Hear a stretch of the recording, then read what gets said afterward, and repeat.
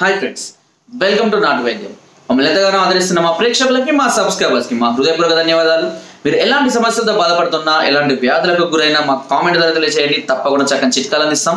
మీ సమస్య తీవ్రమైనది అయితే మా కాంటాక్ట్ నెంబర్ 8328561975 లేదా 9703774744 కాల్ చేసి మా యొక్క అమూల్యమైన సలహాలని, సూచనలు కూడా మీరు పొందవచ్చు.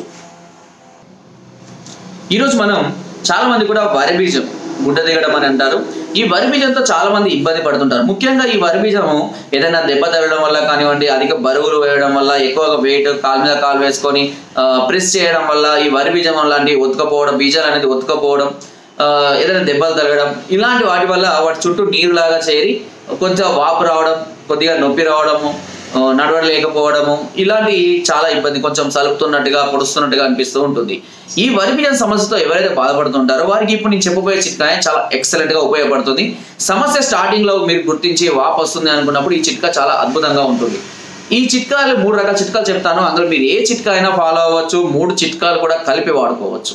దీనిలో మొదటిది వచ్చేసి, దీనికి కావాల్సిందల్లా ఇంటర్నల్ యూస్, అంటే మనము కడుపులో ద్వారా తీసుకునేది తిప్పతీగ చూర్ణం. తిప్పతీగ చూర్ణం అనేది దాదాపుగా అన్ని రకాల ఆయుర్వేదిక్ షాపులలో అవైలబుల్గా ఉంటుంది. ఈ తిప్పతీగ చూర్ణంతో పాటుగా అందుగు బంక చూర్ణం కూడా ఆయుర్వేదిక్ షాపులలో లభిస్తుంది. బంక లభిస్తుంది, దాన్ని తీసుకొచ్చుకొని మనం పొడి కూడా చేసుకోవచ్చు. దీనిని కొద్దిగా తేనె కలుపుకొని ఉదయం పూట పరికల్పన తీసుకుంటూ ఉండాలి. ఓకేనా? తిప్పతీగ చూర్ణం, అందుగు బంక చూర్ణం, ఈ రెండింటిని కూడా కొద్ది మోతాదులో అంటే 1/2 చెంచా మోతాదులు తీసుకొని దానిలో కొద్దిగా తేనె కలుపుకొని ఉదయం పూట కడుపులోకి తీసుకుంటూ ఉండాలి.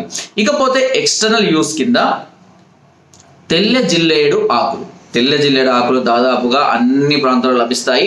ఈ తెల్ల జిల్లేడు ఆకులకు వెనక భాగం, అంటే మనకు వాటి యొక్క అంటే కాండం యొక్క అవి చారలు వెళ్ళేటి కనబడుతుంటాయి కదా, పై భాగం కాకుండా వెనక భాగం. పై భాగం ఏమో థిక్ గ్రీన్ కలర్ లో ఉంటుంది, వెనక భాగం ఏమో కొద్దిగా వైట్ గా ఉంటుంది. ఈ వెనక భాగానికి కొద్దిగా లైట్ గా ఆముదం రాసి దాన్ని కొద్దిగా వెచ్చ చేసి ఈ బీజాలకు కట్టాలి.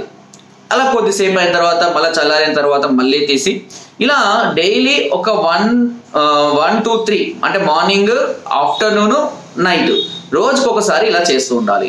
ఇలా చేస్తూ ఉండడం వల్ల ఈ బీజం యొక్క వాటర్ అంతా కూడా పోవడం అనేది జరుగుతూ ఉంటుంది. ఇకపోతే మూడో చిట్కా వచ్చేసి, ఈ ఆముదాన్ని, ఓకేనా, ఆముదం ఉంటుంది కదా మనకు మామూలుగా ఆయుర్వేద షాపులలో కానివ్వండి లేదా బయట సూపర్ మార్కెట్లో కూడా ఆముదం లభిస్తుంది. ఈ ఆముదానికి కొద్దిగా జాజికాయ చూర్ణాన్ని కలపండి. జాజికాయలు దొరుకుతాయి మనకు.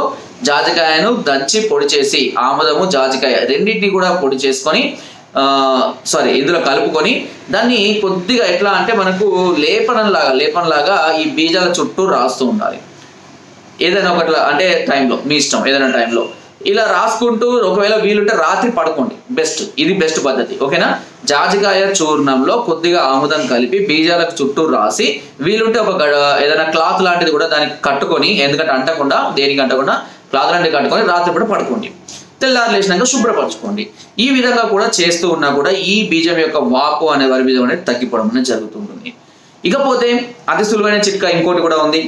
దీనికి ఏంటంటే పొగాకు అనేది ఉంటుంది కదా, మనం మామూలుగా పొగాకు షాపులలో అమ్ముతారు కదా, దాన్ని మంచిగా విడదీసి, అంటే అంత ముడతలుగా ఉంటుంది, దాన్ని మంచిగా విడదూసి దాన్ని బీజాలకు చుట్టూ మంచిగా కట్టి, ఒక దారంతో, మరీ గట్టిగా కాదు, మామూలుగా బీజాలకు చుట్టూ తాకేటట్టుగా కట్టి ఒక దారంతో కానీ క్లాత్తో కానీ మళ్ళీ కట్టేసి రాత్రిపూట పడుకోండి. దీనివల్ల కూడా మనకు ఈ వరి బీజం అనేది పూర్తిగా తగ్గిపోతుంది అతి తక్కువ రోజుల్లోనే. ఒకవేళ మీ సమస్య అధికంగా ఉంటే పైన స్క్రోల్ అవుతున్న మా నెంబర్స్కి ఫోన్ ద్వారా కానీ లేదనంటే వాట్సాప్ ద్వారా కానివ్వండి, కాల్ చేసి కానీ లేదా వాట్సాప్ ద్వారా కానివ్వండి మమ్మల్ని నేరుగా సంప్రదించవచ్చు. లేదా కింద డిస్క్రిప్షన్లో మా అడ్రస్ ఉంటుంది. మా అడ్రస్కి కూడా నేరుగా వచ్చి మమ్మల్ని సంప్రదించి మీ యొక్క ప్రాబ్లమ్స్కి సలహాలని, సూచనల్ని, మెడిసిన్స్ని కూడా మా వద్ద పొందవచ్చు. దీనికి సంబంధించిన మెడిసిన్ కూడా అతి తక్కువ ధరలకే అవైలబుల్గా ఉంటుంది. సో మీ సమస్య ఏంటి తెలియజేస్తే దాని తీవ్రతను బట్టి మెడిసిన్ని, ఒకవేళ మీరు రాకపోయినా మీకు కొరియర్ ద్వారా కూడా మీ వద్దకు మెడిసిన్ పంపించే అవకాశం ఉంటుంది.